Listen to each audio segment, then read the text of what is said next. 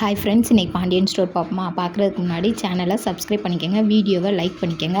வாங்க வீடியோக்குள்ளே போகலாம்.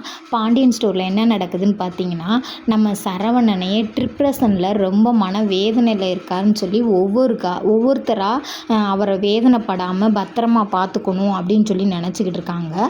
ஆனால் பார்த்தீங்கன்னா நம்ம பாண்டியன் பழைய பாட்டை போட்டு கேட்டுக்கிட்டு சரவணனையும் தூங்க விடாமல் பண்ணுறாரு. அப்போ என்ன செய்கிறாங்கன்னு பார்த்தீங்கன்னா, செந்தில் கொண்டு போய் மாத்திரையை கொடுத்து தூங்க வச்சிடுறாங்க.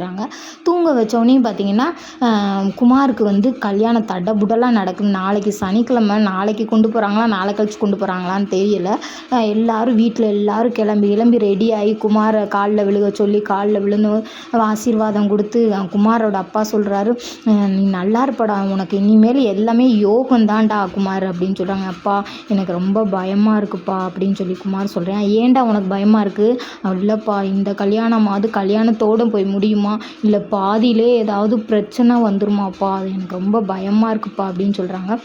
அப்படிலாம் நினைக்காதடா, கல்யாணம் நல்லபடியாக முடியும் அப்படின்னு சொல்கிறாங்க. அப்புறம் எல்லோரும் மண்டபத்துக்கு போயிடுறாங்க. அப்போ இங்கேருந்து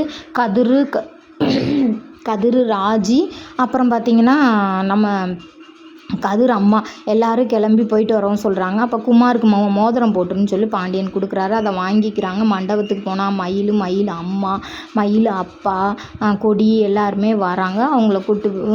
அவங்கள வரவேற்கிறாங்க. இதெல்லாம் நடக்குது. ஆனால் இன்னும் கல்யாணம் முடியலை. கல்யாணம் முடியுமா முடியாதான்னு ட்விஸ்ட்டாக தான் இருக்குது. இருந்தாலும் நாளைக்காவது இன்றைக்காவது ஏதாவது ப்ரொமோ போடுவாங்க. போட்டால் உங்களுக்கு அதையும் எடுத்து போடுறேன். முடிஞ்ச அளவுக்கு எனக்கு கொஞ்சம் சப்போர்ட் பண்ணுங்கள் நண்பர்களே. ஒரு லைக்கும் ஒரு சப்ஸ்கிரைப் பண்ணுங்கள். முடிஞ்ச அளவுக்கு ஹைப் பட்டனை தொடுங்க.